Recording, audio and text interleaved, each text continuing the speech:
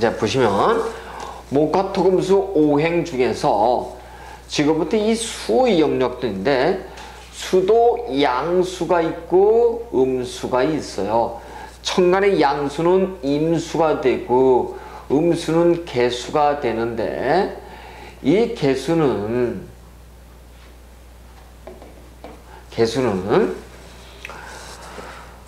다시 임수부터 설명을 들어보면요, 이 임수는 한마디로 얘기해서 보통 우리가 이렇게 얘기를 한답니다. 그냥 큰 강물이니 그 다음에 아주 시냇 아주 속을 알 수 없는 아주 큰 어떤 바닷물이니 뭐 이렇게 얘기하고, 개수를 속이 환하게 보이는 무슨 시냇물이니 청순이, 여기에 비해서 임수는 탁순이 이렇게도 얘기한답니다. 그래서 우리가 다시 말씀드리지만 병화 정화를 무슨 태양이다 촛불이다 이렇게 구분하지 말듯이 관념적으로 우리가 쉽게 좀 구별을 좀 어떻게 하면 쉽게 할 수 있을까 라는 측면에서 그렇게 얘기를 했지, 반드시 개수는 시냇물이고 그렇지 않더라. 예를 들어서 개수가 어떤 사람이 이렇게 있어요. 있는데 보니까 개해가 있고 여기 보니까 수가 이렇게 또 있어요. 이 사람이 개수예요 이미? 아니죠. 바닷물이 돼버렸잖아요. 그렇죠? 이거는 이미 임수가 돼버린 거랑 똑같아요. 그래서 우리가 개수 하나만 보고선 반드시 시냇물이 이렇게 할 필요는 없어요.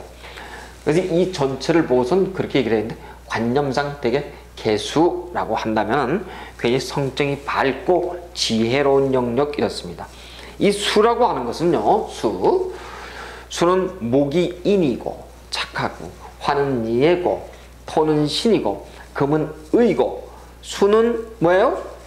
지라고 그래. 지혜의 지예요.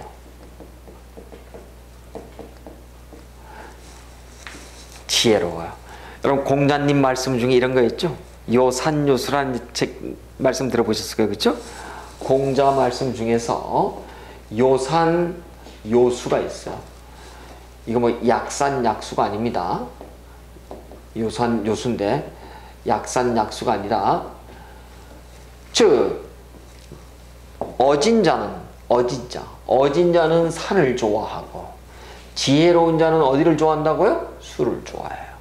그래서 우리가 수는 말이에요, 지혜의 영역들이에요. 그래서 임수 개수는 생각이 많아요. 왜? 목화는 양의 발산에 비해서 금수는 수용의 음이라 그랬어요. 음의 수용이라 그랬어요. 그렇죠? 그래서 생각의 영역들이니까 이 임수든 개수든 수는 아주 생각이 많은 사고와 지혜의 영역들. 그래서 우리가 아이디어 뱅크들이 굉장히 많습니다. 아까도 얘기를 했습니다만 경금이라든가 이런 신금이 뭐예요?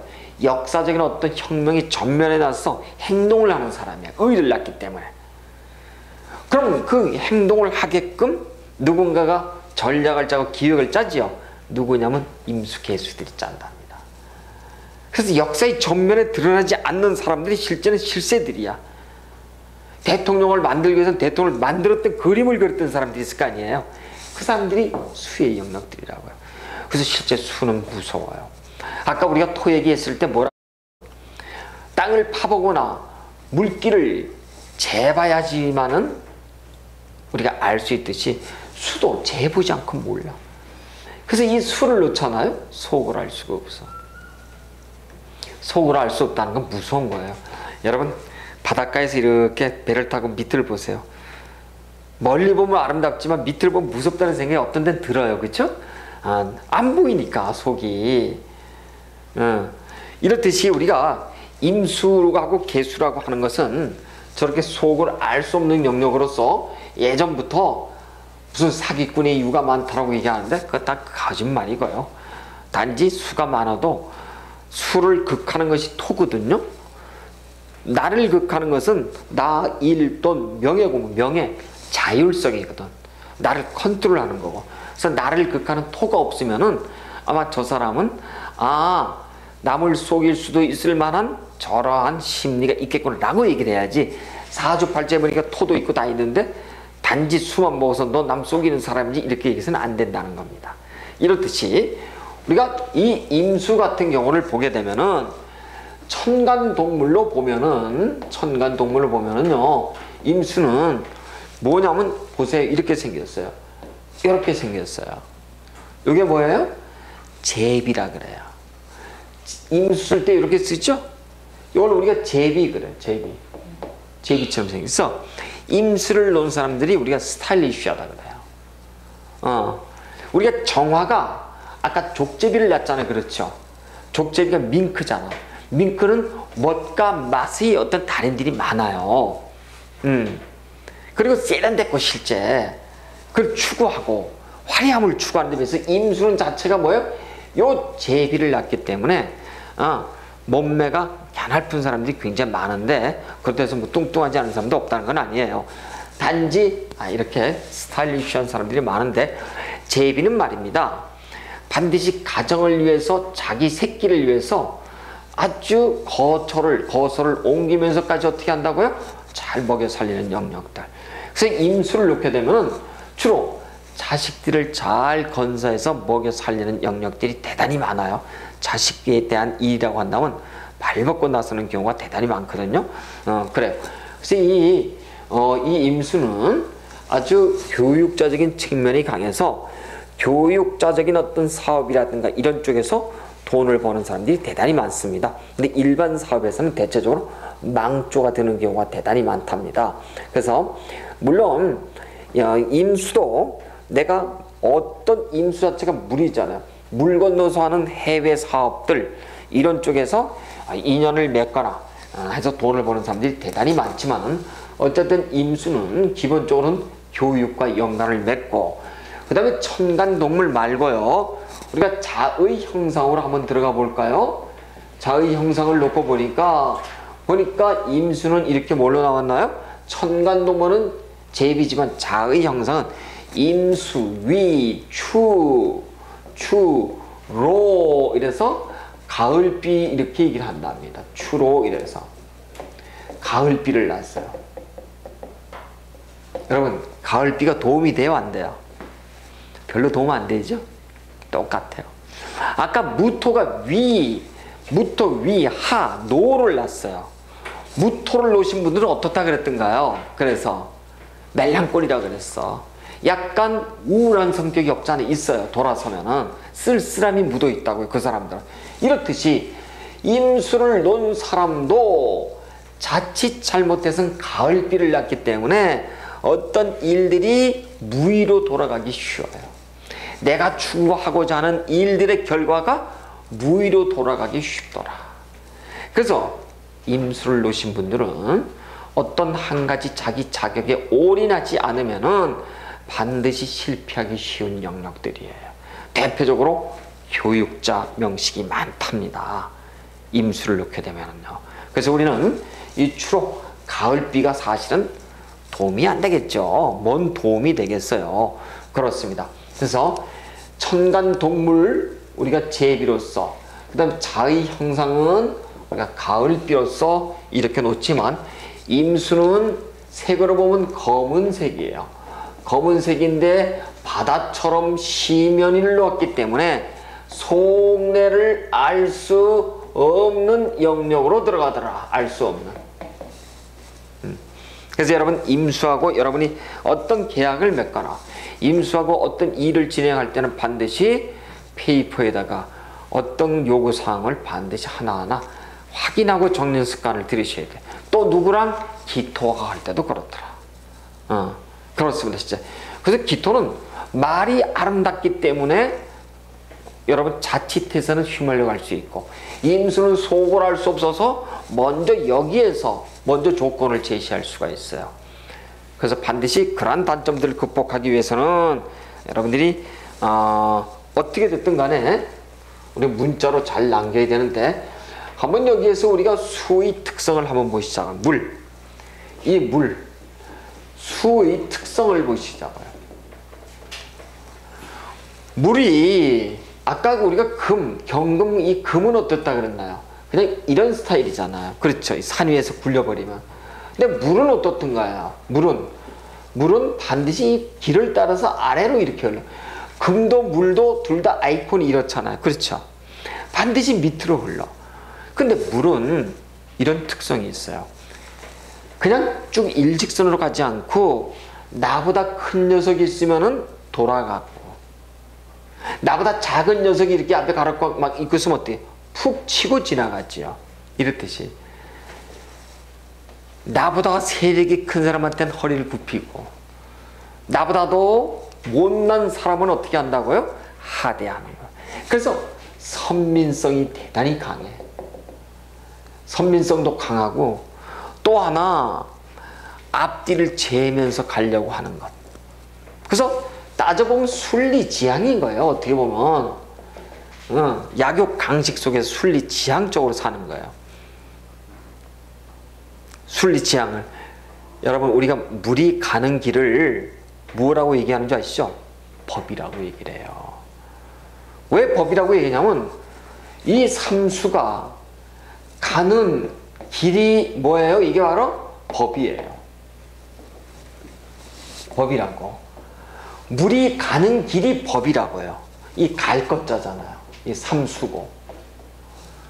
그래서 이 물은 왜 순리지향으로 가기 때문에, 그럼 법은 반드시 지금 현실에 존재하는, 국가에 존재하는 법은 반드시 순리지향일 것인가? 아니다. 누구의 입맛에? 권력자의 입맛에 따른 거예요. 그러나 어쨌든 그건 우리는 세속적인 거는 멀리하고 명리는 운명적인 거니까, 운명적 입장에서 보면 물이 가는 길이 법이에요. 그래서 이 법을 누가? 가진 사람이. 또 법도 순리는 운명을 이렇지만은 가진 사람이 어떻다는 거예요? 그 법을 흔들어 버리는 거예요. 또 법도 흔들게끔 하는 그 운명이 또 있겠죠. 무소불위가 있겠죠. 이렇듯이 우리는 물이라고 하는 것은, 원래 물은 말이죠, 물길은 이래요. 북쪽이 있고, 여기에 남쪽이 있고, 여기가 동쪽, 여기가 서쪽이죠. 이렇게. 그럼 물길은 서북에서 흘러서 그 다음에 북동으로 흘렀다가 다시 북동에서 다시 북서로 흐르거나 이렇게 남동으로 흐른답니다. 근데 우리가 이렇게 물이 흐르는 과정에서 만약에 물에 장애가 있으면 이걸 툭 치고 나갈 때 소리가 난답니다. 여러분, 큰 물길은 어때요? 소리가 없어요. 근데 좁아진 거나 어떤 장애가 나타나면 어때요? 소리가, 물소리가 들려요. 물은 소리가 없는 거예요, 원래요. 원래 잠잠한 거라고요, 물은요. 그래서 물은 내 앞에 대적자, 나를 경쟁할 상대가 나타나면 반드시 그걸 치고 가려고 그래. 근데 나보다도 강한 산이 오면 어떻게 돼요? 돌아서 유유히 가는 놈이에요. 그러니까 물은 아주 현실하고 타협을 기가 막히게 하는 사이예요. 그래서 여러분, 로비스트들이 있죠. 그 다음에 이 현상을 잘 아울려서 가는. 그래서 이 물을 우리가 뭐라 그랬어요? 아까 이 아이콘이 지혜의 영역이다, 이렇게 얘기합니다.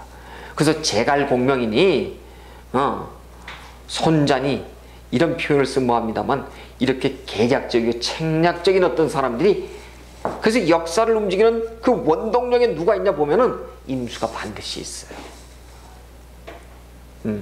아주 무섭습니다, 사람들. 원래요, 이 제비류, 오리 같은 걸 볼까요? 이 물속에 이렇게 쫙 보면은 바닷물이 이렇게 보면 파도가 잔잔하게 흐를 것 같지. 그 밑에 그 해류 흐르면 대단한 거예요. 마치 우리가 오리가 탁 떠 있을 때 보면 쭉 있는 것 같지만 발은 어떻게 항상 움직이잖아요. 이렇듯이 겉은 편안하게 보이던 물은 속은 어때요? 그 흐름이 대단히 격렬해. 그래서 이 임수만큼 자기 진취력이 강한 사람들이 없어요. 그래서 오직 하면 우리가 이렇게 얘기를 하잖아요. 임수가 이렇게 보면은 몇 종류가 이렇게 있냐면, 이렇게 오행의 목과 토금수로 간다면 6개죠, 그렇죠? 임인에서, 화는 임오, 토는 임술, 임진, 금은 임신, 수는 임자, 이렇다고요. 이래요. 근데 여기서 오리지널로 수는 뭐예요? 임자라고. 양쪽이 전부 다 물이거든요, 천간지지가. 여기도 물, 지지도 물이에요. 그래서 우리가 이런 얘기를 하죠, 여러분. 너 임자 만났어, 이렇게 얘기를 하죠. 그 임자가 바로 이런 임자라고요. 왜? 속을 알 수 없는 사람에게 잘난 척을 해갖고 들이대보라고요. 당한다고요. 그래서 명령에서 임자가 나오는 거예요, 이렇게. 그만큼 물이라고 하는 영역은 대단히 무서운 성격들. 폭력성이 있는 것이 아니다.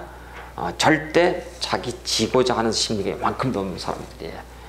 그러니까 물은 토 때문에 잠시 멈출 수는 있지만 모이면 어떻게 토를 넘어서 또 흘러가. 그만큼 자기 추진력이 강한 사람들이다.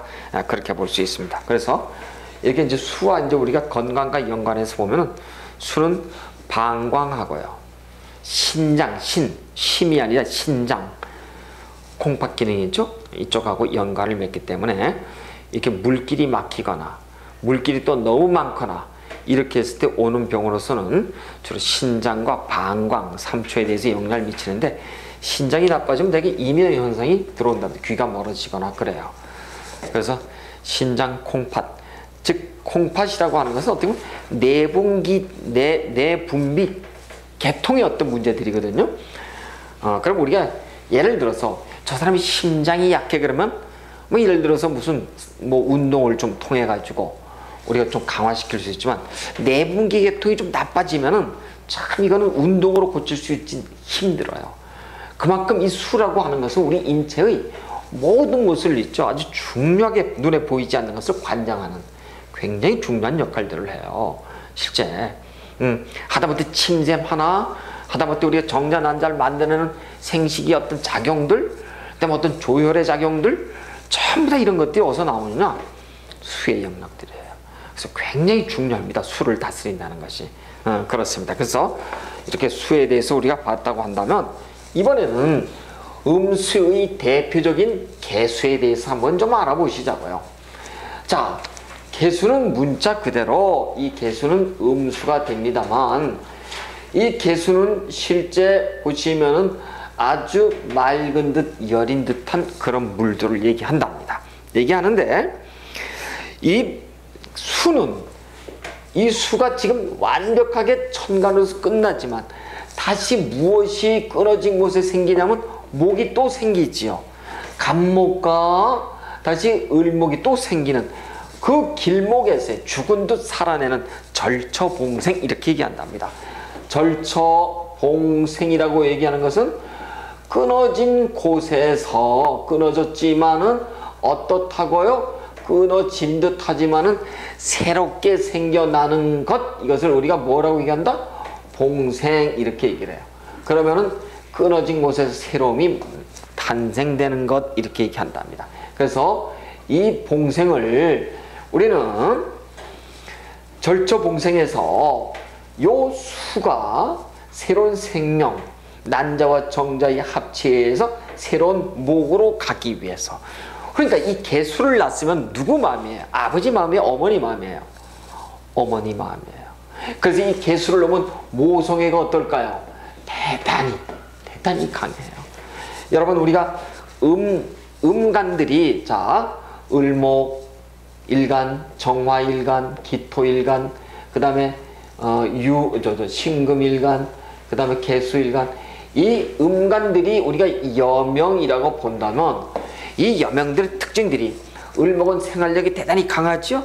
그 다음에 대단히 환하고 화사로운 따뜻한 어머니, 기토 대단히 자식을 품에 안으려고 하는 어머니, 신금의 어머니 냉정하면서도 대단히 칼 같은 어머니, 개수의 어머니는 어떤 어머니예요? 자식을 위해서라면은 지고지순한 사랑을 뿜는 어머니. 왜? 목을 위해서. 그래서 우리가 이 많은 어머니 중에서도 개수의 어머니를 우리가 대표적으로 한국적인 희생의 아이콘, 이렇게 얘기한답니다. 그래서 이 개수를 놓으면 첫째, 성정이 어때요? 사람들이 영이 맑아요. 그리고 대단히 인정스럽답니다. 그리고 여성스러워요. 섬세하면서, 그 다음에 대단히 창의적이고, 그 다음에 삶에 내가 어떻게 하면 이 목을 키울까 하는 삶의 애착이 강하신 분들이라고요. 그런데 어떤 여명이 이렇다고 보자고요. 아까 얘기를 했습니다만, 개수야. 근데 여기 보니까 해수가 있고 양쪽에 수가 다 있는 사람이에요. 이 개수의 어머니예요? 아니야. 수니까 뭐 이건 임자의 어머니인 거예요. 그래서 임자의 어머니는 희생 봉사 정신이 없고 그건 아니에요. 그러나 임자보다는 개수가 훨씬 더 가녀리게 그 모성애가 강한 그런 어머니다. 우리가 그렇게 볼 수가 있습니다. 근데 어쨌든 이 개수라고 하는 것은 대단히 생활력이 강한 사람들 그렇게 얘기한답니다. 자, 한번 이렇게 보시자고요. 개수를 천간의 동물로 보자고요. 천간의 동물로 보면 개수는 천간의 동물로 박쥐 이렇게 얘기를 해요. 박쥐. 박쥐는 우리가 박쥐 복자를 써서 복자를 써서 박쥐는 어떤 특성들이 있냐면 깜깜한 동굴에서 집단 생활을 통해서 모여 살아요. 그 속에는 여러 가지 동물들도 있고 여러 가지 곤충들도 있지만 개의치 않고 그냥 살아 자기들끼리. 누구를 데리고 자기 식구들하고 같이 사는 거예요. 그래서 모든 사람과 더불어서 살아서 대인관계가 기본적으로 어때요? 아주 원만해요. 대인관계가. 이 개수의 특징들이 그렇답니다. 그래서 개수의 특징들은 생명 창조의 끈을 놓지 않기 때문에 아주 부지런하고 또 자식을 항상 보호하고 끌어안져 있으려고 그 천정에 매달리는 꼬라지를 보세요. 얼마나 힘들겠어. 그래도 꼭 붙어가지고 오랜 세월 동안 사는 거 보면 대단하다. 절처봉생의 자리에 모여가지고. 그러면은 이 개수가 우리가 삼명통의 자의 형상을 한번 들어가 보자고요. 자의 형상. 자의 형상은 개수 위, 춘, 림 이렇게 얘기해요. 개수 위, 춘님. 춘님. 춘님이라고 하는 것은 봄비를 얘기한답니다. 봄비. 봄비는 뭐예요? 만물의 생명의 자양분이에요. 그러니까 이 개수는 목을 싹 튀기 위한 이 절처봉생지에서 내가 어떻게 한다고요? 자양분으로서 목에게 희생이 되는 거예요. 그 개수는 원래 그냥 모성애가 아이콘인 거예요. 그래서 여러분 혹시 이런 사람들이 있어요. 남명의 입장에서 부인한테 매맞고 사는 사람이 있어요. 아니면 남명의 입장에서 부인한테 인정 못 받고 사는 사람이 있어요. 아니면 남명의 입장에서 부인한테 매일 칭찬 못 받고 야단 맞거나 무시당하면서 사는 사람이 있단 말이에요. 이 사람이 개수라고 하는 여자를 딱 만나잖아요. 어떻게 될까요? 모성애가 강하니까 연정을 느껴요. 느낀다고요. 이게 왜냐하면 그렇게 돼 있어요. 이 남자는 우리가 수컷이라고 보죠. 동물에 있어요. 수컷은 나를 감싸주는 모성애를 가진 상대의 암컷을 보면은 굉장히 위안을 느낀답니다. 또 물론 인간은 눈으로도 색깔도 아름답고 미인이고 그럼 더 느끼겠지요. 또 암컷이 동물의 세계에서 수컷을 볼 때는 멋지거나 크거나 화려하거나 동작이 이러면 또 사랑을 느끼기도 해요. 근데 우리 남자들은, 남명들은, 이성을 가진 사람들은 특히 누구한테나 하면은 좀 내가 보호를 해주는 듯 하면서 좀 모성애를 가지고 있는 사람들 굉장히, 이건 동물과 인간이 비슷해요. 그런 점에서 이 개수라고 하는 사람들은 모든 사람에게 사랑받을 만큼의 그런 요소들을 가지고 있어. 그래서 이 개수는 우리가 어머니의 모성애의 아이콘이라고 할 것만큼 대단히 하여튼 포용력도 강하고 융통성도 강한 사람들이에요.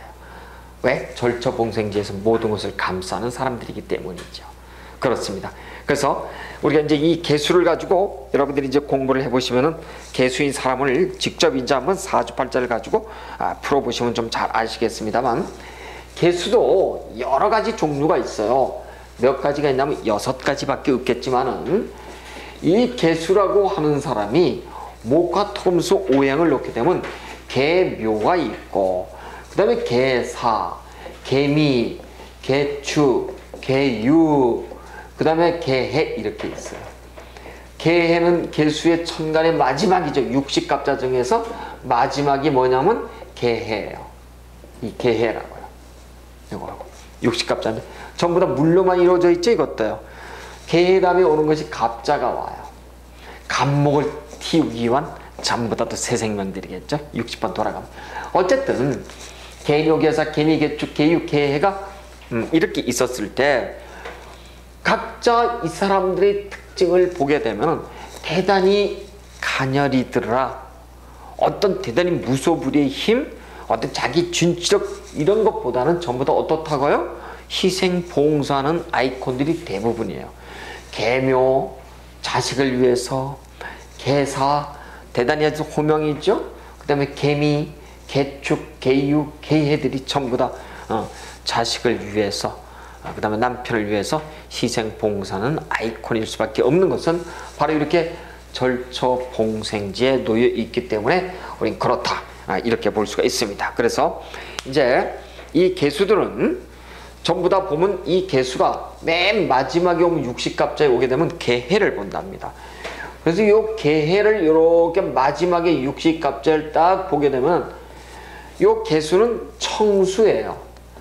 즉 깨끗하고 맑은 물이란 뜻이에요. 여기에 해수는 뭐예요? 임수니까. 해수는 뭐냐면 이 청수가 아니라 탁수의 바닷물이니까. 그래서 탁한 물이죠. 탁한 물. 그래서 이 맑은 물과 탁한 물이 교류하는 요 개의 일주들은 대인관계가 대단히 좋아요. 근데 개수 일주 자체가 다 이게 대인관계는 굉장히 좋아요. 그래서 특히 그 중에서도 개의 일주들 같은 경우가 대인관계가 대단히 좋은데, 어쨌든 개수가 들어오게 되면은 그 모임이라든가 이런 것들을 절처봉생지에서 살리려고 하는 그런 기운들이 강해서 총무역할들을 한다든가, 그 다음 내가 스스로 희생돼서 모든 것을 꾸려나가려고 하는 그런 면들이 대단히 강하더라. 우리가 그렇게 볼 수가 있습니다. 그럼에도 불구하고 이 개수도 많이 임수가 많이 모이게 된다. 수가 많이 모이게 되면 개수의 성정이 없어서 임수로 가버려요. 이럴 때 성정이 아주 고약하고 믿을 수 없거나 이런 성격들이 되기 쉽겠죠. 그렇습니다. 그런데 개수 하나가 목과 토금수 오행으로 잘 상생이 잘 된다고 한다면은 팔자가 대단히 유효한 팔자다. 여러분 여명이, 이게 주로 여명이 대표성인데요.